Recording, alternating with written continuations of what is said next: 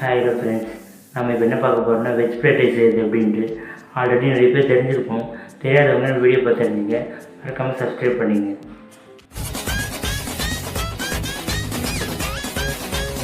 என்ன பொழப்பு இது? நம்ம வாழ்க்கை எதை நோக்கி பயணமா போய்கிட்டு இருக்குன்னே தெரியலையே. வெஜ் ஃப்ரைட் ரைஸ் செய்ய தேவையான பொருட்கள் என்னென்னு பார்ப்போம். கேரட், குடமிளகாய், கோஸ், பீன்ஸ். அடுத்தது ஃப்ரைட் ரைஸ் மசாலா, பச்சை மிளகாய், ஆனியன், கொஞ்சமாக பட்டன் எடுத்துக்கங்க. இப்போது ஒரு பாத்திரத்தில் எண்ணெய் விட்டுருங்க. எண்ணெய் விட்டு நல்லா கொதிஞ்சதுக்கப்புறம் பச்சை மிளகாய் ஆட் பண்ணிங்க. அதோட நறுக்கி வச்ச ஆனியன் ஆட் பண்ணிங்க. ஆனியன் ஆட் பண்ணிவிட்டு நல்லா வதக்கிடுங்க. நல்லா வதங்கினதுக்கப்புறமா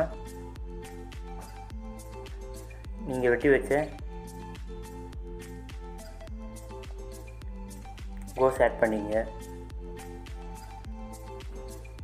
கோஸ் ஆட் பண்ணி நல்லா வதங்கினதுக்கப்புறம் நீங்கள் வெட்டி வச்ச மீதி வெஜிடபிள்ஸும் ஆட் பண்ணிங்க. குடமிளகாய், பீன்ஸ், கேரட், இது மூணுமே ஆட் பண்ணிவிட்டு நல்லா வதக்கிடுங்க. இதை ஒரே நேரத்தில் நீங்கள் போட்டால் தான் சீக்கிரமாக வதங்கும். தனித்தனியாக போடும்போது கொஞ்சம் டைம் எடுக்கும். ஸோ அதனால தான் இது ஒன்றா போட சொல்கிறது. இப்போ உப்பு கொஞ்சம் சேர்த்துக்குங்க. கொஞ்சம் இஞ்சி பூண்டு பேஸ்ட் ஆட் பண்ணிங்க. ஆட் பண்ணதுக்கப்புறமா நல்லா வதக்கி விட்டுங்க. நல்லா வதக்கிட்டு இப்போது பட்டாணி ஆட் பண்ணிங்க. பட்டாணி ஆட் பண்ணிவிட்டு மறுபடி நல்லா வதக்கி விட்டுருங்க. ஒரு 5 மினிட்ஸ் நல்லா வேகிறதுக்கு விட்டுருங்க.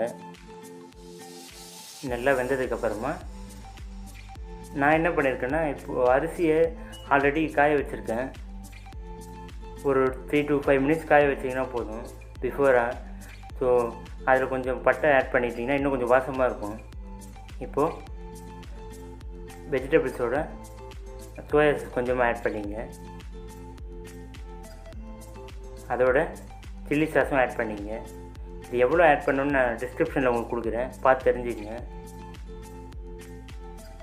கொஞ்சமாக ஆட் பண்ணிவிட்டு நல்லா வதக்கிடுங்க. மறக்காமல் இந்த வீடியோ உங்களுக்கு பிடிச்சிருந்தா லைக் பண்ணுங்கள், ஷேர் பண்ணுங்கள், கமெண்ட் பண்ணுங்கள்.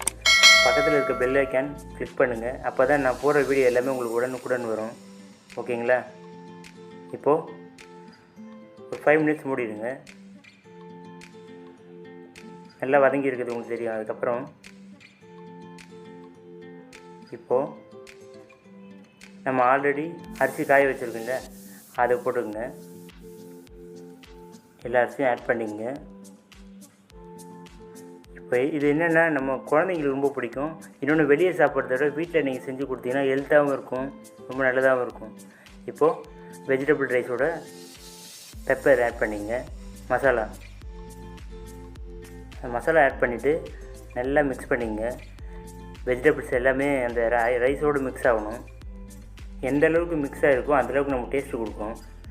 ஸோ அதனால தான் நான் சொல்கிறேன். இப்போது எல்லாம் நல்லா மிக்ஸ் ஆனதுக்கப்புறமா கொஞ்சமாக பெப்பர் ஆட் பண்ணிங்க. மறுபடியும் எல்லாத்தையும் ஒன்றா மிக்ஸ் பண்ணிங்க. நீங்கள் இது வீடியோ பார்க்கும்போது உங்களுக்கு தெரியும் எந்த அளவுக்கு இது வந்து உதிரியாக வந்திருக்கு, நல்லா வந்திருக்குன்னு. பாருங்கள், உங்களுக்கு வீடியோ கிட்டே காட்டுறேன் ரைஸை. முக்கியமாக நம்ம வீட்டில் செஞ்சு கொடுக்குறது தான் என்றைக்குமே ஹெல்த்தும் கூட. அதனால தான் சொல்கிறேன். இந்த வீடியோ உங்களுக்கு பிடிச்சிருந்தா லைக் பண்ணுங்கள், ஷேர் பண்ணுங்கள், கமெண்ட் பண்ணுங்கள். மறக்காமல் சப்ஸ்கிரைப் பண்ணுங்கள். இதே மாதிரி அடுத்த வீடியோவில் பார்ப்போம். பாய்.